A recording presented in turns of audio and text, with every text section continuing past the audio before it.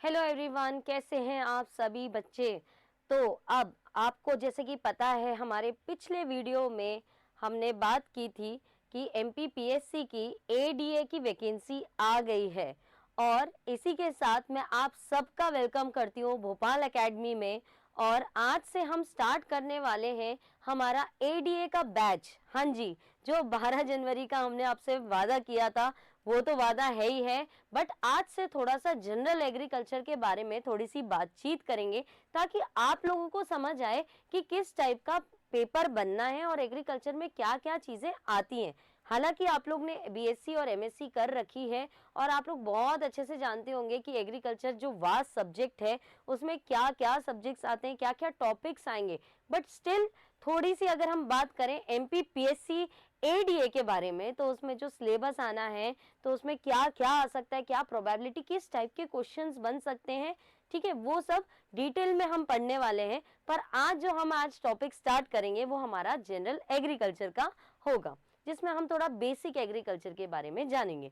उससे पहले आपको स्क्रीन पे मेरे पीछे दिख रहा होगा कि जो हमारा कोर्स स्टार्ट होने वाला है वो 12 जनवरी से न्यू बैच हम स्टार्ट करने वाले हैं। बिल्कुल डिटेल्ड कोर्स आपके सामने होगा, लाइव क्लासेस होंगी, रिकॉर्डेड लेक्चर्स होंगे, आपको नोट्स प्रोवाइड किए जाएंगे, उसके बाद टेस्ट सीरीज होगी। क्योंकि आपको भी पता है समय हमारे पास बहुत है। हमारे आज जनवरी चल रहा है और हमारा एग्जाम जो है वो नवंबर में है, तो हमारे पास टाइम काफ़ी है जिसमें हम अच्छे से प्रैक्टिस कर पाएंगे। जी हाँ, तो 12 जनवरी से हम अपना बैच स्टार्ट करें, ऑफिशियली हमारा बैच स्टार्ट कर रहे हैं, जिसका अर्ली बर्ड डिस्काउंट आपको सामने स्क्रीन पे दिख रहा होगा। हाँ जी, अर्ली बर्ड डिस्काउंट है ना। पहले देखिए 2 बार प्राइस कट करके हम अब आ गए हैं 4500 पे, ओनली 4500 पे। थिंक कोई भी एकेडमी इतने कम प्राइस में आपको इतना सब नहीं दे रही होगी। हमारे बिल्कुल recorded lectures, live classes, bilingual classes चलेंगी, हिंदी प्लस इंग्लिश दोनों में लेक्चर्स होंगे, आपको नोट्स प्रोवाइड किए जाएंगे, टेस्ट सीरीज भी बाद में होंगी, मैराथन क्लास भी लास्ट में होंगी और कोर्स भी आपका 11 महीने चलना है। तो बिल्कुल वेट मत कीजिए, ये जो डिस्काउंट ऑफर है वो कुछ दिनों के लिए ही रहेगा। जल्दी से आप लोग अपने आप को एनरोल कर लीजिए। एनरोल करेंगे आप, एडमिशन आपका हो जाएगा यहाँ पे, और 12 तारीख से जो हमारा बैच स्टार्ट होने वाला है उसमें आप पहली क्लासेस का आनंद ले पाएंगे। जी हाँ, ठीक है, तो बिल्कुल आप लोग इसमें एनरोल कर लीजिए। कॉन्टैक्ट डिटेल्स कैसे आपको एनरोल करना है ये भी मैं आपको बता देती हूँ। नीचे ये देखिए स्क्रीन पे नंबर दिख रहा है आपको, ये 2 नंबर दिए गए हैं, है ना। और जो भोपाल में रह रहे हैं, आसपास भोपाल के रह रहे हैं, अगर आप ऑफिस आना चाहें तो यहाँ पे आपको ऑफिस का भी एड्रेस सामने है, ठीक है। तो इस नंबर पे आप कांटेक्ट कीजिए, आपको सारी डिटेल्स मिल जाएंगी। ये अर्ली बर्ड डिस्काउंट है, इस ऑफर को बिल्कुल जाने मत दीजिए हाथ से, क्योंकि ये प्राइस अभी के लिए है, इसके बाद ये प्राइस हो सकता है कि आगे बढ़ जाएगा, ठीक है। चलिए, तो आज का जनरल एग्रीकल्चर का टॉपिक हम लोग स्टार्ट करते हैं विदाउट एनी डिले। ओके, सो जनरल एग्रीकल्चर, अगर एग्रीकल्चर की बारे में बात करें तो हम सब जानते हैं कि एग्रीकल्चर है क्या। हाँ, तो अगर डेफिनेशन की बात करें तो ठीक है, डेफिनेशन प्रिसाइज है, डेफिनेशन एग्जाम में भी कोई नहीं पूछेगा, आपको आएगा तो 4 एमसीक्यू आएंगे, बट हाँ कुछ तो उसमें पूछा ही जाएगा। तो एग्रीकल्चर, कृषि, अगर हम कृषि की बात करें तो भाई ये होता क्या है, तो agriculture is the art science. अब देखिए 3 वर्ड से ये बना है, जो ये 3 वर्ड आपको बीएससी की जस्ट स्टार्टिंग में, आप है ना जैसे कॉलेज में आते हो, फर्स्ट ईयर में आते हो, फर्स्ट सेमेस्टर में आते हो, तो सबसे पहले आपको एग्रीकल्चर का मतलब ही बताया जाता है, उसकी डेफिनेशन ही पढ़ाई जाती है कि भाई ये होता क्या है। तो हम भी इसकी अगर डेफिनेशन की बात करें तो एग्रीकल्चर क्या है, एक आर्ट है, साइंस है एंड बिजनेस है। तो 3 शब्द से ये बना हुआ है कि आर्ट भी है भाई, साइंस भी है और बिजनेस भी है ना। तो तीनों चीज है किसका, ऑफ कल्टीवेटिंग क्रॉप्स, है ना, फसल, जो क्रॉप्स हम उगाएंगे उसको कल्टीवेट करना, तो एक आर्ट है भैया। फार्मर ऐसे ही नहीं, किसान ऐसे ही नहीं उगा रहा है, एक बहुत आर्टिस्ट है वो, कि किस टाइप से उगा रहा है, किस पैटर्न से उगाता है, कैसे इतने महीने उसको वेट करना पड़ता है, कितनी मेहनत करनी पड़ती है। तो आर्ट तो है। साइंस है, क्योंकि साइंस तो हर जगह है पूरी दुनिया में, तो साइंस को तो हम बिल्कुल इग्नोर ही नहीं कर सकते। और बिजनेस है, तो आज के समय पे अगर आप देख रहे होंगे तो एग्रीकल्चर में सबसे ज्यादा बिजनेस अपॉर्चुनिटीज आ गई हैं। जो एमबीए, आईआईटीएन ये सब होते हैं, ये भी आजकल अपनी इतनी हाई पेइंग जॉब्स को छोड़ के एग्रीकल्चर के बिजनेसेस स्टार्ट कर रहे हैं। ठीक है, तो बिजनेस भी है cultivating crops and rearing life stock. तो हम यहाँ पे सिर्फ फसलों की बात नहीं करेंगे, यहाँ पे हम ये भी बात करेंगे कि सिर्फ फसलों को उगाना नहीं है भाई। जो आपके पास, जो किसानों के पास गाय है या मुर्गी है या फिश फार्मिंग कर रहे हैं या कोई भी पशु है, तो उसका लाइफ स्टॉक, उसका पालन, पशु पालन भी साथ साथ किया जाएगा। तो लाइफ स्टॉक फॉर, अब किस चीज के लिए कर रहे हैं? खाने के लिए, फाइबर के लिए एंड लाइवलीहुड के लिए, जीने के लिए। तो कृषि फसलों की खेती एवं पशुपालन की वह कला, विज्ञान एवं व्यवसाय है जिससे भोजन, रेशा एवं आजीविका प्राप्त होती है। तो ये इसकी डेफिनेशन होगी किसकी? एग्रीकल्चर की। अगर हम प्रिसाइजली बात करें तो ये एग्रीकल्चर जो वर्ड है, ये पहले के जमाने में ये कहां से निकला है? एक ये लैटिन वर्ड है। क्या है ये? लैटिन वर्ड है। क्वेश्चन यहीं से आता है कि ग्रीक है कि लैटिन है, तो आपको याद रखना है कि लैटिन वर्ड है, जिस दो वर्ड से ये बना है। ये दो वर्ड से बना है, एक होता है एगर और एक होता है कल्टीवेशन।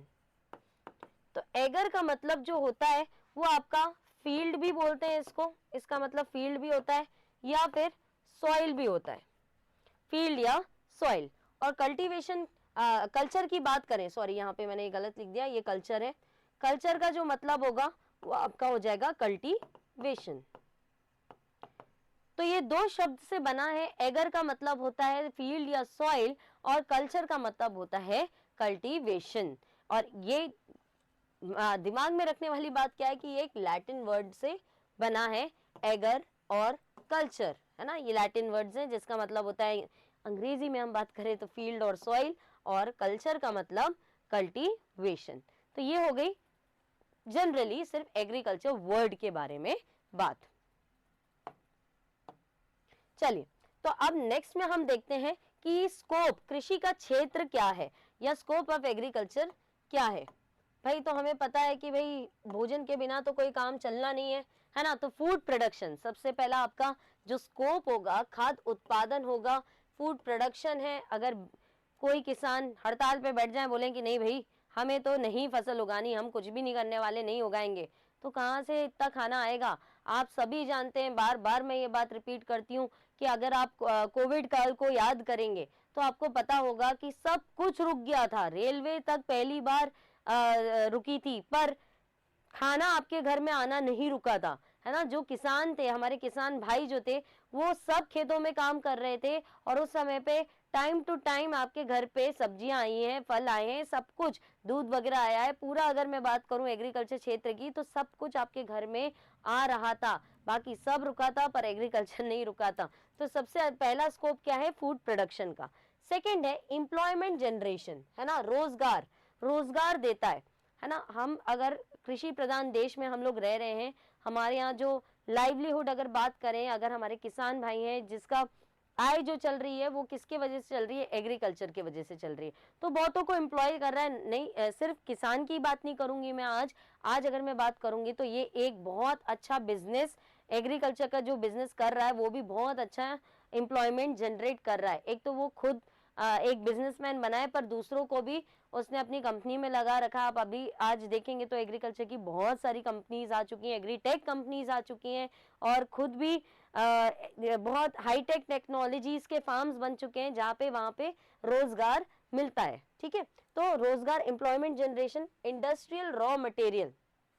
हाँ, तो कच्चा माल, इंडस्ट्री के लिए कच्चा माल जो है ना। अब किसी को भाई अचार बनाना है या फिर है ना टोमेटो सॉस बनाना है, तो भाई वो कहाँ से लाएगा उत्पादन? तो वो लाएगा कहाँ से? रॉ मटेरियल वो खेतों से ही लाएगा, किसान से ही तो लेकर आएगा, है ना। तो उसको अगर अचार बनाना है तो आम की जरूरत है, नींबू की जरूरत है, गाजर की जरूरत है, मिर्ची की जरूरत है। ये सब उसको कहाँ से मिलेंगे? उसको रॉ मटेरियल तो खेती से ही मिलेगा। फिर सॉस बनाना है तो टमाटर भी वहीं मिलेगा। तो रॉ मटेरियल जो प्रोवाइड करेगा इंडस्ट्रीज को, वो एग्रीकल्चर ही प्रोवाइड करेगा। रूरल डेवलपमेंट, ग्रामीण विकास, हाँ जी, ग्रामीण विकास भी बहुत तेजी से हो रहा है एग्रीकल्चर के वजह से। बहुत सारे आजकल मैंने अभी जो बात करी, सिर्फ नॉर्मल खेती नहीं हो रही है, अच्छी हाईटेक खेती भी हो रही है। आजकल तो लोग एग्रीकल्चर जमीनें लेने को तैयार हो रहे हैं, फार्म हाउस बना रहे हैं, तो हमारा ग्रामीण विकास भी इसके साथ साथ होते जा रहा है। नेक्स्ट है इन्वायरमेंटल बैलेंस, बिल्कुल पर्यावरण संतुलन में काम करता है। कैसे करता है आपको पता है, नाइट्रोजन फिक्सेशन हो रहा है, हम ज्यादा से ज्यादा पेड़ उगा रहे हैं, ऑक्सीजन मिलता है हमें, है ना, और कार्बन डाइऑक्साइड ट्रैप हो रही है, नाइट्रोजन फिक्सेशन हो रहा है, तो बिल्कुल एनवायरमेंटल बैलेंस को भी ये बनाए रखता है। ठीक है, तो ये हमारा स्कोप होगा एग्रीकल्चर का। Next, importance of agriculture in India, Bharat में कृषि का महत्व। अब इसमें बोलने की तो कोई बात ही नहीं है कि कृषि का महत्व क्या है ना, बहुत ज्यादा कृषि का महत्व है। तो देख लेते हैं इकोनॉमिक इंपॉर्टेंस, अगर देखें आर्थिक महत्व देखें तो कैसे ये हमारे इंडिया में कंट्रीब्यूट कर रहा है। तो जीडीपी भैया कंट्रीब्यूट्स टू जीडीपी, है ना, हमें पता है नियरली 18.5, जो अभी 24-25 का डेटा निकला है, तो नियरली 18.5% जीडीपी को कंट्रीब्यूट करता है। सोर्स ऑफ एम्प्लॉयमेंट है, बहुत लोगों को रोजगार दे रहा है ना। फॉरेन एक्सचेंज अर्निंग्स, है ना, विदेशी मुद्रा अर्जन का साधन, तो हम फॉरेन एक्सचेंज भी कर रहे हैं, इंपोर्ट एक्सपोर्ट भी कर रहे हैं, है ना। तो ये कुछ इंपॉर्टेंस होंगे, और भी डिटेल में इंपॉर्टेंस बहुत है एग्रीकल्चर के। हम सब जानते हैं कि आज एग्रीकल्चर कृषि का महत्व हमारे भारत में क्या है। तो ये कुछ आपको दिख रहे हैं कि जीडीपी में भी कंट्रीब्यूट कर रहा है, एम्प्लॉयमेंट का भी जरिया है, और फिर फॉरेन एक्सचेंज में भी हमें, हाँ, हमारे देश को अच्छी इकोनॉमिक वैल्यू दे रहा है ना। इंपोर्ट एक्सपोर्ट जो हम करते हैं तो उसमें भी इकोनॉमिक को ये कंट्रीब्यूट करता है। ठीक है, चलिए आगे देखते हैं सोशल इंपॉर्टेंट। अब सामाजिक महत्व इसका क्या है, समाज में कैसे ये अपना योगदान दे रहा है। तो सपोर्ट्स रूरल पॉपुलेशन, बिल्कुल ग्रामीण जनसंख्या का समर्थन रूरल पॉपुलेशन को सपोर्ट करेगा। क्यों भैया, और किसके, और किसानों के पास है क्या करने को, खेती तो कर रहे हैं और बरसों से करते आ रहे हैं, तो रूरल पॉपुलेशन की एक इनकम के लिए ये बहुत ज्यादा सपोर्ट करता है। कंट्रोल्स माइग्रेशन, ग्रामीण से शहरी पलायन को नियंत्रित करता है। अब देखिए, अब क्या होता है कि अगर किसी के पास गांव में रह रहे हैं लोग, है ना, रह रहे हैं, कुछ भी नहीं, उनके पास खेती जमीन भी नहीं है, कुछ नहीं है, तो वो क्या करेंगे, वो माइग्रेट करेंगे, वो इधर से उधर मूव करना स्टार्ट करेंगे, क्योंकि उधर तो उनको रहना खाना है भैया, पैसा तो चाहिए ही है। तो पैसा कैसे आएगा, कहीं नौकरी करेंगे, कुछ मजदूरी करेंगे, तब जाके तो आएगा। अगर खेती होती तो फसल आती रहती, पैसा आता रहता, ये हाल होता। पर अब क्या है कि जैसे कोई भी जमीन नहीं है, कुछ भी नहीं है, तो क्या करे बेचारा किसान, या जो ग्रामीण क्षेत्र में रह रहा है वो इंसान क्या करे। तो वो क्या करेंगे कि सेटलमेंट के लिए, अपने रोजगार के लिए वो शहर मूव करेंगे, है ना, शहर की ओर जाएंगे और वहीं पर जाके सेटल हो जाएंगे। तो अगर उसके पास जमीन होती, वो अगर खेती कर पाता, तो वो कभी भी वहां अपनी जमीन को छोड़ के नहीं जाता। पर अगर नहीं है तो वो मूव करेगा। तो एग्रीकल्चर अगर है तो क्या करेगा, माइग्रेशंस को कंट्रोल कर देगा। नेक्स्ट है इंश्योर फूड सिक्योरिटी। जी हाँ, खाद्य सुरक्षा सुनिश्चित करता है। अरे भाई, फूड सिक्योरिटी, है ना। अब ये बात यही होती है कि पॉपुलेशन तो इंक्रीज हो रही है, डिमांड भी हाई है खाने की, पर क्या हो रहा है, फूड प्रोडक्शन बिल्कुल लो होते जा रहा है ना। भुखमरी का केस आया था ना बहुत साल पहले, 1920 या कब आया था, है ना।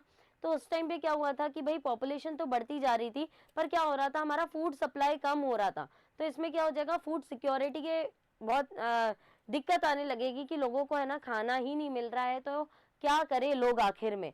ठीक है, तो यहाँ पे अगर प्रोडक्शन अच्छा होता रहेगा और पॉपुलेशन भी साथ साथ अगर इंक्रीज हो रही है पर प्रोडक्शन भी इंक्रीज है, तो बैलेंस यहाँ पे बनाए रखेगा। तो इंश्योर्स फूड सिक्योरिटी, ये अपने सोशल इंपॉर्टेंस इसके बारे में देखें। अब नेक्स्ट है इन्वायरमेंटल इंपॉर्टेंस, पर्यावरणीय महत्व। तो हमें पता है कैसे, अभी थोड़ी देर पहले ही मैंने बात की थी कि कैसे ये पर्यावरण को, है ना, अपना महत्व दे रहा है। तो कैसे दे रहा है कि एक इकोसिस्टम मेंटेन करता है ना। एक इकोसिस्टम की बात करें, ठीक है, तो आपको पता है कि एक जो एग्रीकल्चर फील्ड है वो एक टाइप का इकोसिस्टम होता है।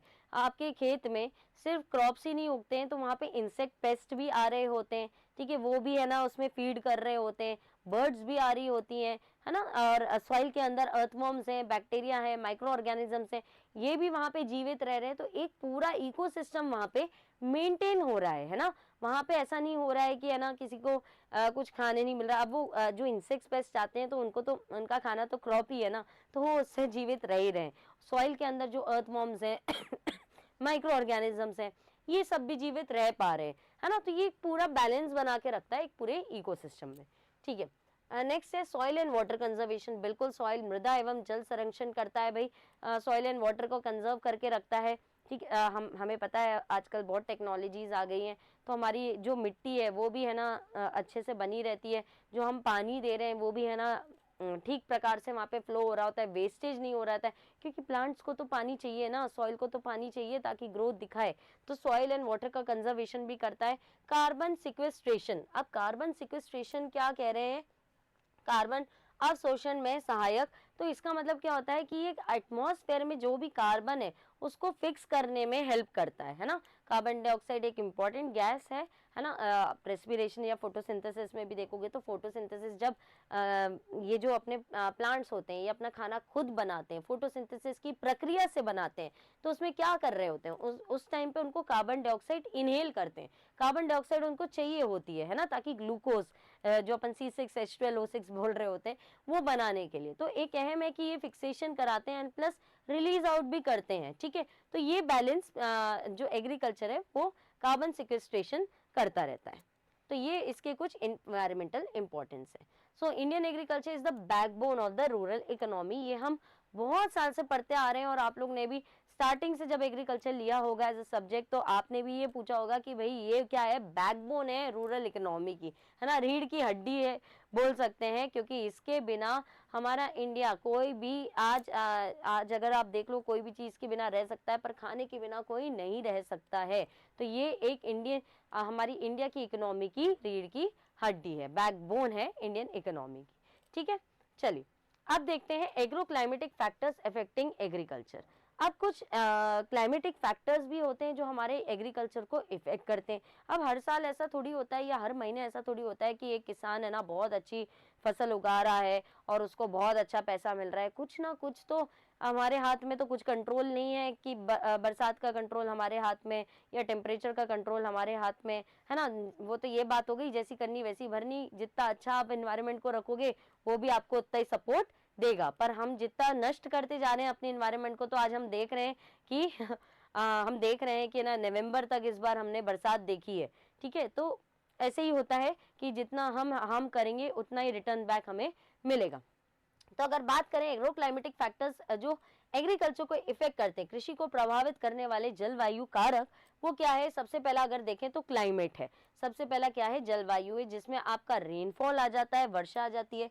टेम्परेचर, तापमान, ह्यूमिडिटी, आर्द्रता और सनशाइन, सूर्य प्रकाश। तो ये चार हैं क्लाइमेट के अंदर जो इफेक्ट करते हैं। हमें पता है अगर बिन मौसम बरसात हो जाए तो फसल सबसे ज्यादा खराब होती है। पंजाब फ्लड आपको याद ही होगा इस बार का 2025 का, कितना ज्यादा फ्लड आया, उनकी पूरे पंजाब की फसल इस बार नष्ट हो चुकी थी। तो रेनफॉल सबसे बड़ा फैक्टर है जो इफेक्ट करेगा एग्रीकल्चर को। देन टेम्परेचर, तापमान, है ना, टेम्परेचर हाई लो होने के कारण भी फसल में बहुत ज्यादा दिक्कत आने लगती है, क्योंकि एक ऑप्टिमम टेम्परेचर होता है हमारी फसल ग्रोइंग का, है ना, हर फसल का। ऐसा नहीं होता है ना कि भोपाल या फिर MP में हम एप्पल्स उगा सकते हैं, नहीं भाई ऐसा नहीं हो सकता। एप्पल्स जो है वो कहाँ पे उग रहे हैं, ठंडी जगह पे ही उग रहे हैं, ठीक है। हाँ, हाईटेक आ चुका है, पर हाईटेक में भी अभी एप्पल्स अपन MP में नहीं उगा पा रहे, ठीक है। तो एप्पल्स क्या है, हिमाचल में, जम्मू कश्मीर, ठंडी जगह पे ही उग रहे हैं, है ना, वो यहाँ पे अभी भी नहीं उग सकते। तो तापमान बहुत, जो एक फसल के लिए तापमान सेट है, जिस तापमान में वो उग सकते हैं, वो उसी तापमान में अभी भी उग रहे हैं, है ना, उसको अपन डिस्टर्ब नहीं कर सकते। तो अगर डिस्टर्ब किया तो क्या होगा, वहां पे ग्रोथ भी कम हो जाएगी। तो टेम्परेचर भी सबसे ज्यादा यहाँ पे अफेक्ट करेगा। देन आएगी आपकी ह्यूमिडिटी। बिल्कुल, ह्यूमिडिटी, नमी, है ना, वो भी है ना दिक्कत करेगी, बढ़ जाएगी तो भी दिक्कत, कम हो जाएगी दिक्कत। तो एक ऑप्टिमम ह्यूमिडिटी में भी ये एग्रीकल्चर इफेक्ट होगा। सनशाइन, सूर्य प्रकाश, बिल्कुल, है ना। अब कोई लॉन्ग डे क्रॉप्स होते हैं, शॉर्ट डे क्रॉप्स होते हैं, ठीक है। अब है ना निकल ही नहीं रहे हैं हमारे सूर्य देवता, पर धूप चाहिए हमारी फसल को, तो क्या होगा, नहीं निकल रहे हैं तो भाई वो भी बेचारा ग्रोथ नहीं करेगा, फोटोसिंथेसिस नहीं करेगा, कहाँ से नया वो बनाएगा, है ना, नया फूड बनाएगा, ठीक है, और ज़्यादा भी आ रही है तो ज़्यादा जला भी सकती है, ठीक है। तो ये कुछ फैक्टर्स हैं जो हमारे एग्रीकल्चर को इफेक्ट करेंगे। नेक्स्ट देखते हैं सॉइल, मृदा, है ना, सबसे इम्पोर्टेंट भाई, है ना। हालांकि आप सब जानते हैं कि हाइड्रोपोनिक्स आ चुका है, बिना सॉइल के भी आजकल खेती हो रही है, पर मोस्टली अगर हम खेती की बात करें तो भाई किससे होती है, बिना सॉइल के तो नहीं होती है ना। तो मृदा जो है, सॉइल जो है, वो सबसे इम्पोर्टेंट फैक्टर है। क्रॉप्स को उगना है तो हम पहले सॉइल कल्टीवेशन करेंगे, हम अपना पहले फील्ड तैयार करेंगे, तो सॉइल में हम देखेंगे कि क्या हमारी जो मिट्टी है वो सारी फसल उगाने लायक है कि नहीं है। अगर हम राजस्थान जाएं और राजस्थान की बात करें तो राजस्थान में जो मिट्टी है, क्या वहाँ पे सारी फसल उग जाएगी? नहीं उग सकती। ऐसे ही मैं ठंडी जगह की बात करूँ तो वहाँ उग जाएगी कि नहीं? तो भाई सॉइल जो है, अलग अलग टाइप्स की सॉइल है, अलग अलग रीजन में अलग अलग है, और सॉइल इफेक्ट भी होती है, कभी खराब हो रही है, सॉइल इरोजन हो रहा है, फर्टिलिटी उसकी खराब हो रही है, तो क्या उसमें अच्छी क्रॉप्स उगेंगी कि नहीं होंगी? तो भाई सबसे इंपॉर्टेंट फैक्टर जो आपका आता है वो आता है सॉइल। तो सॉइल का टेक्सचर कैसा है, मृदा की बनावट कैसी है, कैसा टेक्सचर है उसका, ठीक है। देन फर्टिलिटी, मृदा की उर्वरता, अभी मैंने बात करी कि ज्यादा फर्टिलिटी कैसी है, अच्छी है कि नहीं है। तो ये फर्टिलिटी क्या है भाई, अगर हम लगातार कुछ केमिकल्स का यूज कर रहे हैं, है ना, केमिकली डालते जा रहे हैं, तो उसमें क्या होगा कि हमारी सॉइल की जो फर्टिलिटी, मतलब फर्टाइल सॉइल है, वो अच्छा क्रॉप को ग्रो कर सकती थी, पर अब क्या हुआ, हमने उसको इतना फर्टिलाइजर, इतना केमिकल डाला, जो एक नेचुरल एनवायरनमेंट कर रही थी, पर अब फर्टिलाइजर के डालने से क्या हुआ कि वो खुद ही बिल्कुल नष्ट हो गई, कि अब वो फर्टाइल ही नहीं रह गई कि उसमें कोई भी क्रॉप उग सकती है ना। तो यहाँ पे सॉइल फर्टिलिटी भी इफेक्ट करेगी। डेप्थ, मृदा की गहराई, कितनी गहराई में, है ना, हम देखते हैं रूटेड क्रॉप्स होती हैं हमारी, ऐसा तो नहीं है कि, है ना, एकदम टॉप सॉइल में, नहीं, रूटेड क्रॉप्स होती है, रूट्स होती है, नीचे जाके ही रूट्स फैलती हैं और तब जाके आपका क्रॉप उगता है। तो ये तीन फैक्टर्स जो सॉइल में है वो इफेक्ट करेंगे texture, fertility and depth. Next की बात करें तो वाटर अवेलेबिलिटी, जल उपलब्धता। तो भाई आपको पता है कि हमारे रीजन्स रेन फेड, इरिगेटेड, है ना, ऐसे बांटे गए। पानी को देखते हुए तो पहले जो किसान था, पहले किसान किस पे डिपेंडेंट था, मॉनसून पे डिपेंडेंट रहता था, है ना, कि मॉनसून में जब बरसात होगी तभी उसके खेत को पानी मिलेगा, तभी कुआं भरेगा। पर आज जो है, आज का किसान मॉनसून का वेट नहीं करता। हाँ, हालांकि ये बात है कि कई अभी ऐसे गांव हैं जहां तक ये टेक्नोलॉजीज अभी तक पहुंची नहीं है, बट हालांकि गवर्नमेंट पूरी कोशिश कर रही है, बहुत सारी स्कीम्स भी आ गई हैं, जो हमारा नेक्स्ट लेक्चर भी रहेगा, हम कुछ स्कीम्स के बारे में बात करेंगे, जो हमारी स्टेट की स्कीम्स हैं, सेंट्रल गवर्नमेंट की स्कीम्स हैं, उसके बारे में बात करेंगे नेक्स्ट लेक्चर में। पर अगर मैं बात करूं कि पानी की, है ना, तो अभी भी कुछ गाँव में, जैसे मैंने कहा, नहीं उपलब्ध है, पर जहां जहां उपलब्ध है तो वहां पे क्या हो गया है कि अब किसान जो है सिर्फ नदी में, कुएं के लिए या फिर केनाल, लेक, इन पे डिपेंडेंट नहीं है पानी के लिए, है ना। अब उसके बाद खुद का एक इरिगेशन सिस्टम होता है, सिंचाई का एक पूरा सिस्टम होता है, जिससे उसके पूरे खेत में पानी जाता है, ठीक है। तो रेनफेड, वर्षा आधारित कृषि और इरिगेटेड सिंचित कृषि।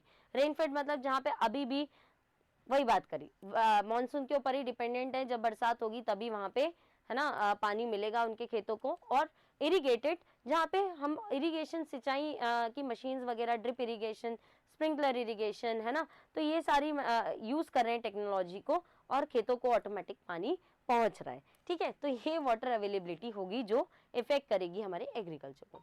Then technology and inputs. तो टेक्नोलॉजी एंड इनपुट्स की बात करें तो बीज, उर्वरक, फर्टिलाइजर्स हो गए, मशीनरी हो गए, सीड्स, किस टाइप के सीड्स आप यूज कर रहे हो वो इफेक्ट करेगा, है ना।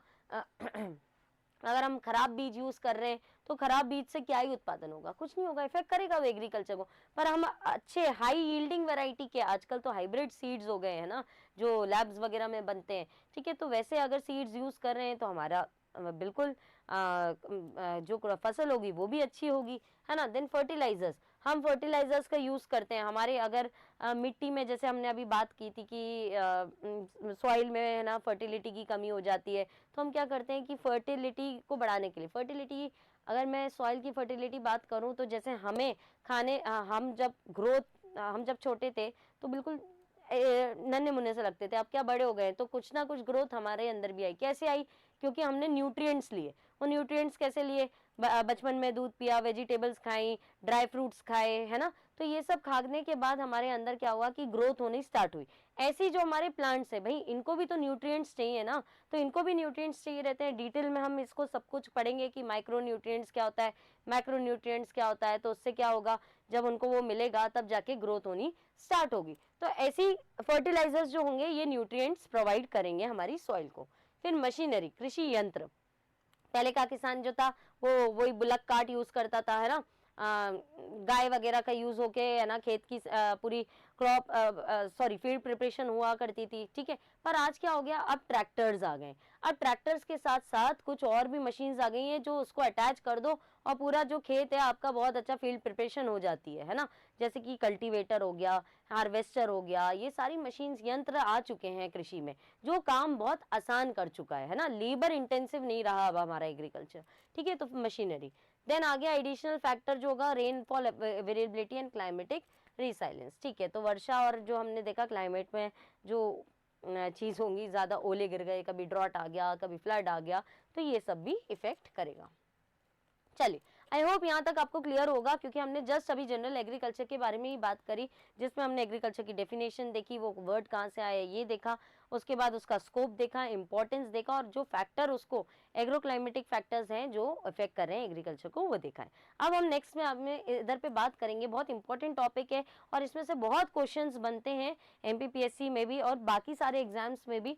तो यहाँ पे cropping patterns and cropping systems, है ना, वेरी इंपॉर्टेंट, ऑलरेडी यहाँ पे मार्क किया गया है। फसल प्रतिरूप एवं फसल प्रणाली। तो फसल प्रतिरूप, क्रॉपिंग पैटर्न की बात करें तो it refers to the proportion, हाँ जी, तो क्या बोल रहा है ये कि it refers to the proportion and arrangement of crops grown on a particular area during a year. किसी क्षेत्र में एक वर्ष के दौरान उगाई जाने वाली फसलों के अनुपात एवं व्यवस्था को फसल प्रतिरूप कहते हैं। तो क्या बोल रहा है वो, क्रॉपिंग पैटर्न। भाई ऐसा तो नहीं होता ना कि आपको अगर एक मतलब एक मान लीजिए कि 1 बीघा जमीन है या फिर 1 एकड़ जमीन मान लो, तो उसमें ना आपने क्या किया कि एक लाइन से भी नहीं है, मान लो कि एक जगह पे आपने ना गेहूं का बीज डाल दिया, उसके बगल में आपने बाजरा का डाल दिया, उसके बगल में आपने हल्दी लगा दी, उसके बगल में आपने, ऐसा तो नहीं होता ना, है ना, हर कुछ तो नहीं कर रहे ना अपन। तो एक अरेंजमेंट, एक सीक्वेंस ऑर्डर चलता है, एक पैटर्न चलता है, एक व्यवस्था चलती है कि आपको किस पैटर्न में क्रॉप्स लगाने। मान लो एक पीस ऑफ लैंड में आपने एक रो लगा दी पूरी गेहूं की, है ना, फिर कुछ डिस्टेंस मेंटेन किया ताकि वो भी तो उग रहेगा ना, है ना, टच एकदम बगल बगल में ही लगा दोगे तो दिक्कत होने लगेगी। तो एक रो आपने पूरी लगा दी कुछ डिस्टेंस मेंटेन करते हुए, सेकंड रो आपने बीच में गैप छोड़ा, सेकंड रो फिर से वीट की लगाई, फिर गैप छोड़ा, फिर वीट। अब जो गैप छोड़ा है तो ज्यादा गैप भी छोड़ दोगे, चलो कोई किसान होते हैं जिसको सिर्फ वीट ही वीट लगाना होता है तो वो वीट ही लगा देता है एक पीस ऑफ लैंड में। अब क्या हुआ कि आपका दिमाग चला कि यार थोड़ा गैप और मेंटेन करते हैं, थोड़ा गैप और बढ़ा दिया और बीच में आपने दूसरी क्रॉप लगा दी, है ना, कि वीट तो होता रहेगा पर, है ना, मैं बीच में भी कोई और फसल लगा लेते हैं कि भाई चलो 6 महीने में हो रही है तो कोई ऐसी क्रॉप लगा दो जो 3-4 महीने में ही होके अपन को आमदनी दे दे, ठीक है। तो एक पैटर्न होती है, एक व्यवस्था होता है, और उस फसल को यहीं पे आपका दिया गया, किसी क्षेत्र में एक वर्ष के दौरान उगाई जाने वाली फसलों के अनुपात एवं व्यवस्था को फसल प्रतिरूप कहते हैं, ठीक है। तो क्या व्यवस्था, अरेंजमेंट, क्या अरेंजमेंट हमने क्रॉप्स की करी या फिर क्या प्रोपोर्शन में हमने क्रॉप लिया एक साल में एक पीस ऑफ लैंड में, उसको हमने क्या कहा, क्रॉपिंग पैटर्न कहा, ठीक है। चलो इसमें देखें क्या है।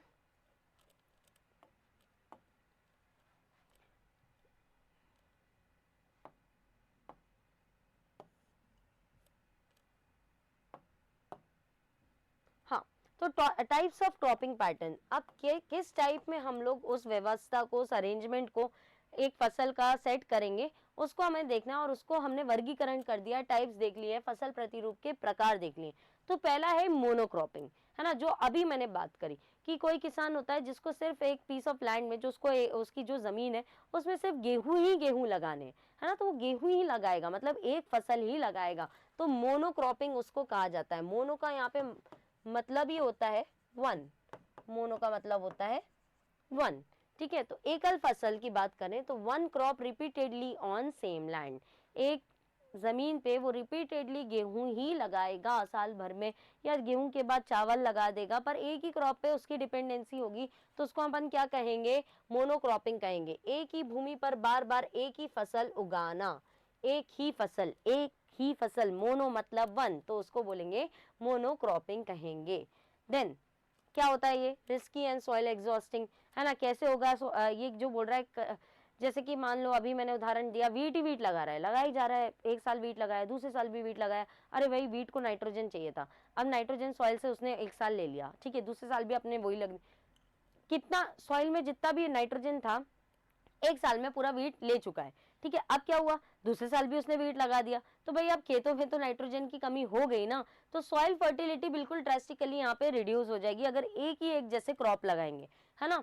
तो रिस्की और सॉइल एग्जॉस्टिंग होता है ना। तो यहाँ पे जोखिमपूर्ण तथा मृदा की उर्वरकता को घटाने वाली ये एक पैटर्न होता है मोनोक्रॉपिंग, है ना। जैसे कि कंटिन्यूअस वीट, लगातार गेहूं की खेती, तो ये आपका मोनोक्रॉपिंग में आएगा कि एक क्रॉप को अपन ने साल भर एक पीस ऑफ लैंड में लगाया है और हम रिपीटेडली हर साल उसी को ही लगा रहे हैं, जिससे हमारी सॉइल भी खराब होगा और रिस्क भी है भाई, हम एक ही क्रॉप पे डिपेंड रह रहे हैं अपने आय के लिए। किसान भी मतलब उसका उगेगा बेचेगा, पर मान लो कि अगर उस समय पे बारिश आ गई, ओले गिर गए, तो उसकी तो पूरी जो फसल थी वो खराब हो गई, पूरे गेहूं लगाए थे पूरे खराब हुए, तो उस साल उसको तो कुछ मिला ही नहीं।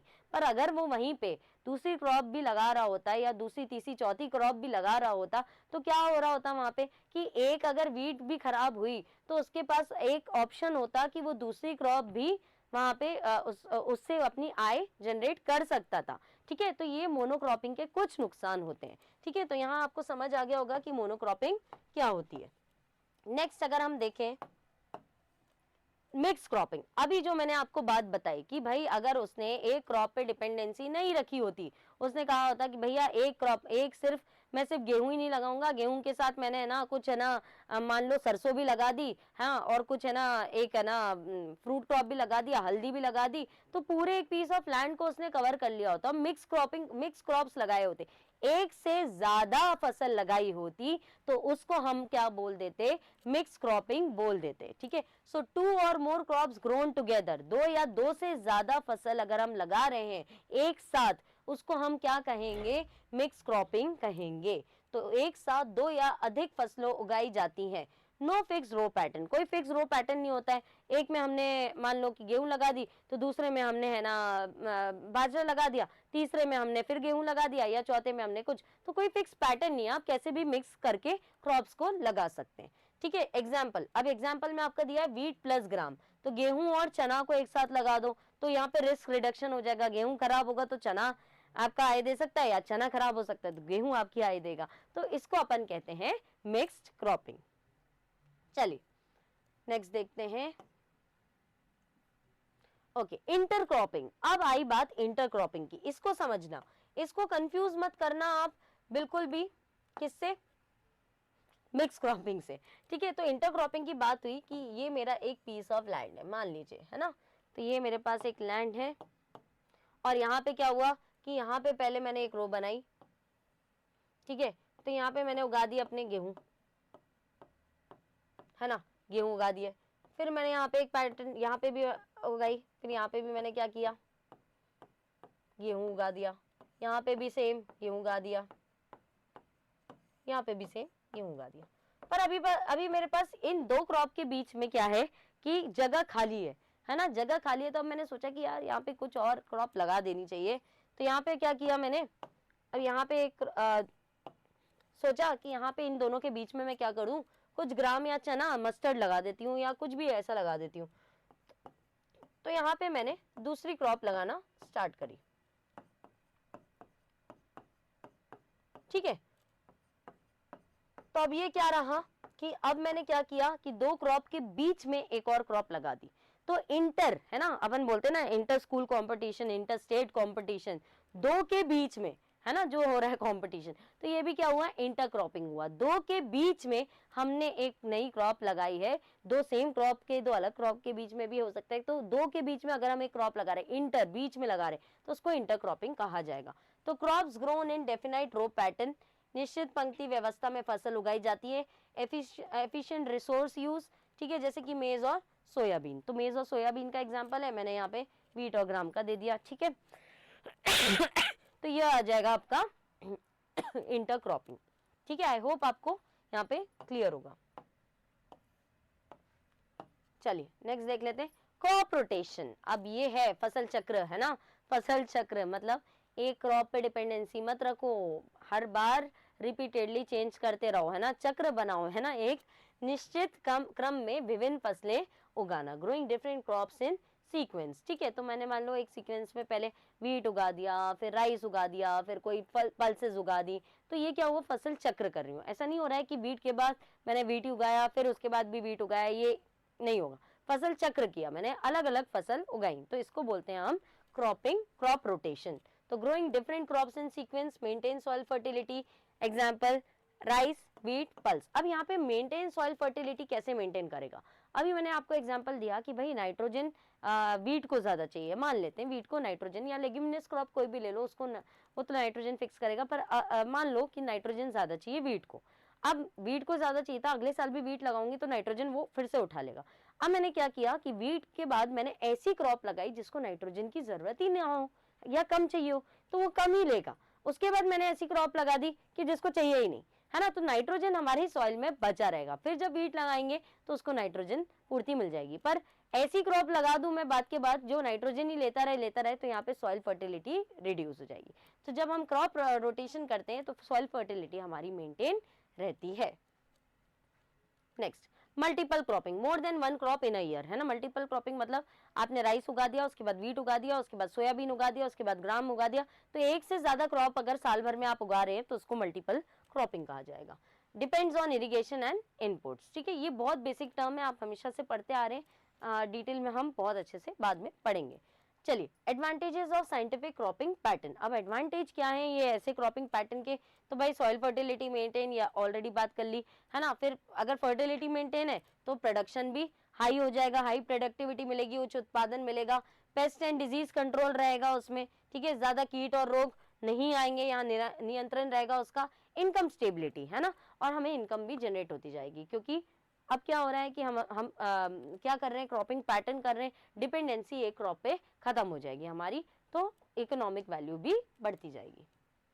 चलिए नेक्स्ट है soil water seed.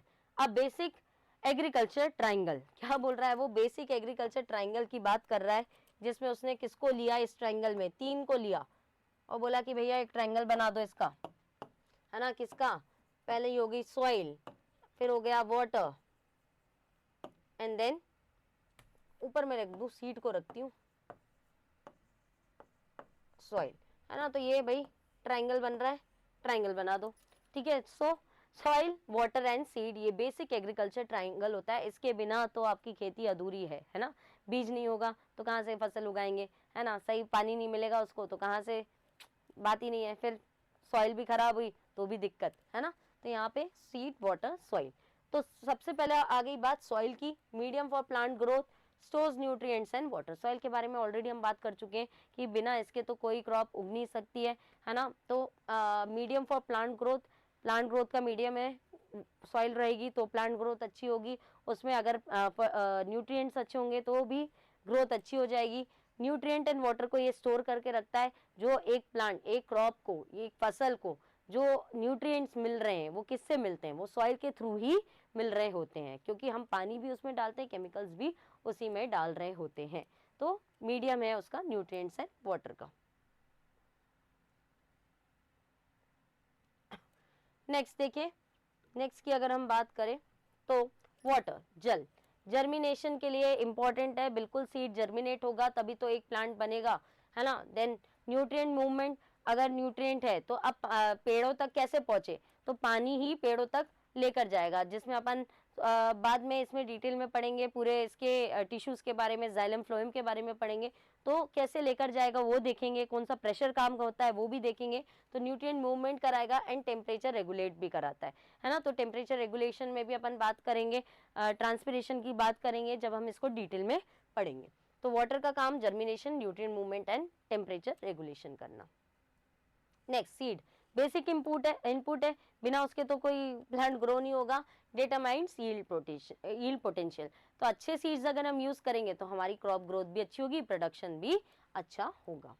Next, inputs in general agriculture. Inputs क्या क्या है हमें पता है, बीज है, fertilizer, water, labour and machinery, ये सारे इनपुट्स होते हैं हमारे एग्रीकल्चर में, कृषि में या फिर कोई भी फसल उगाने के लिए। ये सारी चीज तो इंपॉर्टेंट है, होना जरूरी है।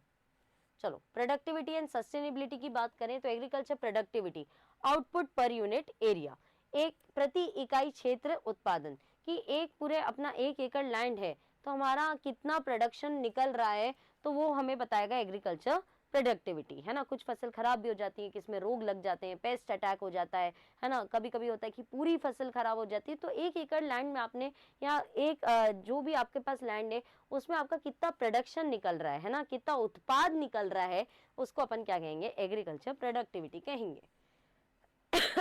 इंक्लूड्स, अब क्या क्या आएगा इसमें, किस किस से अच्छे से हमारी प्रोडक्शन अच्छा हो सकता है, तो organic farming, integrated farming, climate smart agriculture, ये बहुत ही हमें डिटेल में पढ़ना है भाई। मैंने आपको फर्स्ट लेक्चर में भी, फर्स्ट वीडियो में जब हम सिलेबस डिस्कस कर रहे थे तो मैंने आपको बताया भी था कि स्पेशल फोकस जो होगा एग्जाम का वो ऑर्गेनिक फार्मिंग पे होगा, सस्टेनेबल एग्रीकल्चर पे होगा, इंटीग्रेटेड फार्मिंग सिस्टम पे होगा, जो ये मैं बोल रही हूँ क्लाइमेट स्मार्ट एग्रीकल्चर, तो मेनली सस्टेनेबल एग्रीकल्चर की हम इसमें बात कर रहे हैं। तो इन तीनों को हमें बहुत डिटेल में पढ़ना है कि ऑर्गेनिक फार्मिंग आपको पता है, जैविक खेती, बिना कोई फर्टिलाइजर केमिकल के बिना यूज करे जो खेती करना है वो हमारी ऑर्गेनिक फार्मिंग होगी। इंटीग्रेटेड फार्मिंग में हमारा क्या होगा कि हम सिर्फ फसल ही नहीं उगा रहे हैं, उसके साथ पशुपालन भी कर रहे हैं, है ना, या फॉरेस्ट्री भी कर रहे हैं। तो इंटीग्रेटेड एक मॉडल बना रहे हैं, मतलब कि अगर कोई किसान सिर्फ फसल उगा रहा है और उसके पास गाय भैंस भी है तो वहां पे वो डेयरी भी खोल सकता है ना। डेयरी के बाद जो गोबर आ रहा है उससे एक बायोगैस प्लांट भी बन सकता है ना। तो ये एक इंटीग्रेटेड सिस्टम बनेगा।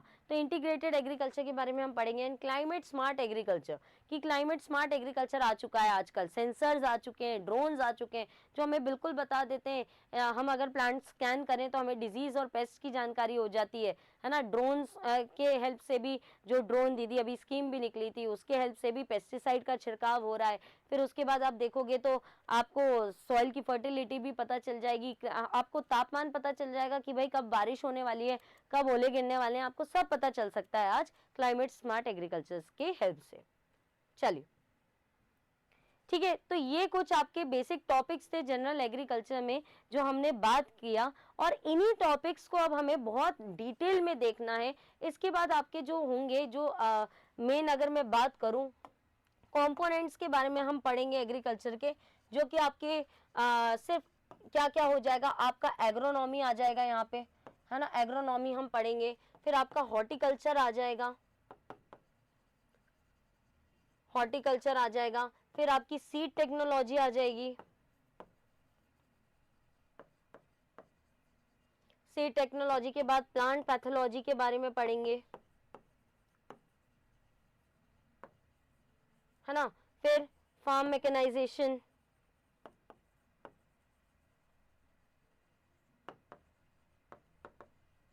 देन एग्रीकल्चर इकोनॉमिक्स आ गई आपकी, या फार्म इकोनॉमिक्स हो गई, है ना। तो ये कुछ कंपोनेंट्स आएंगे आपके, है ना, एग्रीकल्चर में, जिसको हमें बहुत डिटेल में पढ़ना है, एक एक को पढ़ना है। एग्रोनॉमी में आपके पूरी क्रॉप्स के बारे में स्टडी आ जाएगी, है ना। तो क्रॉप्स कौन सी, पल्सेस, सीरियल्स, है ना, ये सब के बारे में पढ़ेंगे। हॉर्टिकल्चर में आपके फ्रूट्स एंड वेजिटेबल्स आ जाएंगे, है ना। फ्लोरिकल्चर में फ्लावर्स के बारे में पढ़ेंगे। सीड टेक्नोलॉजी में आपको सीड के बारे में पढ़ना पड़ेगा कि कैसे HYV सीड्स बन रहे हैं, हाई वैरायटी के सीड्स बन रहे हैं, हाइब्रिडाइजेशन टेक्निक्स हो गई, ब्रीडिंग टेक्निक्स हो गई, वो सब हम पढ़ेंगे। प्लांट पैथोलॉजी में, है ना, प्लांट के पेस्ट डिजीज के बारे में पढ़ेंगे। इवन यहाँ पे ब्रीडिंग अगर इंक्लूडेड होगा तो ब्रीडिंग टेक्निक्स के बारे में हम इसमें पढ़ेंगे। देन फार्म मशीनरी में आपके पूरे फार्म मैकेनाइजेशन, मतलब क्या क्या मशीन्स हम यूज कर रहे हैं आज, ट्रैक्टर्स हो गया, या कल्टीवेटर्स हो गया, या फिर आप हार्वेस्टर्स हो गया, क्या क्या आजकल यूज हो रहा है, तो पूरा फार्म मैकेनाइजेशन आएगा। And agriculture economics main part, कैसे हम कंट्रीब्यूट कर रहे हैं कि इंडियन इकोनॉमी में एग्रीकल्चर सेक्टर कितना वास्ट है, क्या बिजनेस अपॉर्चुनिटीज हैं, सब इसके अंदर आएंगी। तो ये कुछ कंपोनेंट्स होंगे आपके एग्रीकल्चर के जो हम नेक्स्ट क्लास में पढ़ेंगे। एंड इवन स्कीम्स जो हैं वो मेन है, गवर्नमेंट स्कीम्स के बारे में हमें पढ़ना है, तो वो भी हम नेक्स्ट क्लास में उठाएंगे, नेक्स्ट लेक्चर में उठाएंगे।